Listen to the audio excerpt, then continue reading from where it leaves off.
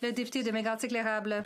Après 8 ans de ce premier ministre libéral, la situation financière des Canadiens n'a jamais été aussi précaire. Après 8 ans de ce gouvernement libéral, il y a près de la moitié des familles canadiennes qui se disent incapables de faire face à une dépense imprévue de 500 $. Et c'est quoi la belle solution des libéraux? Ben tiens, on va mettre une taxe de 20 cents le litre de plus sur chaque litre d'essence que vont acheter les Québécois. Une dépense moyenne de 400 $ et plus par famille au Québec, Monsieur le Président. Ça n'a pas de bon sens.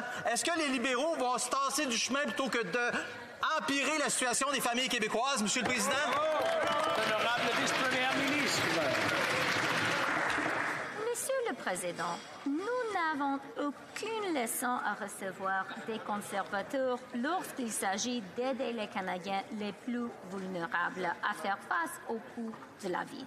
C'est nous qui avons mis en place l'allocation canadienne pour enfants, qui est indexée à l'inflation et qui a permis à près de 435 000 enfants de sortir de la pauvreté. Notre gouvernement a augmenté le SRG, qui est également indexé à l'inflation et qui a aidé plus de 900 000 personnes âgées. Merci, Monsieur le Président. De Mégantic-l'Érable. Monsieur le Président, 36 000 Canadiens ont été tués par les opioïdes depuis janvier 2016. Le gouvernement de Colombie-Britannique révèle que la firme McKinsey aurait travaillé avec les fabricants d'opioïdes qui ciblaient les docteurs et les pharmaciens pour faire augmenter les ventes d'opioïdes au Canada. Faut le faire.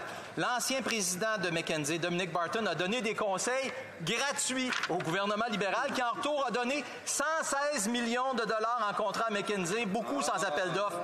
Au lieu de récompenser McKinsey, est-ce que le premier ministre s'engage à mettre fin à tous les contrats de la firme pour son implication dans la crise des opioïdes?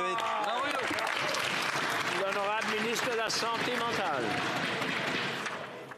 Monsieur le Président, depuis 2018, notre gouvernement travaille avec la Colombie-Britannique sur les litiges contre les grandes entreprises pharmaceutiques et ceux qui les ont soutenus, y compris un recours collectif spécifique contre McKinsey. S'ils sont certifiés, nous avons l'intention de devenir officiellement membre des recours. Le Canada s'est également attaqué aux pratiques prédatrices des sociétés pharmaceutiques en restreignant davantage la commercialisation des opioïdes.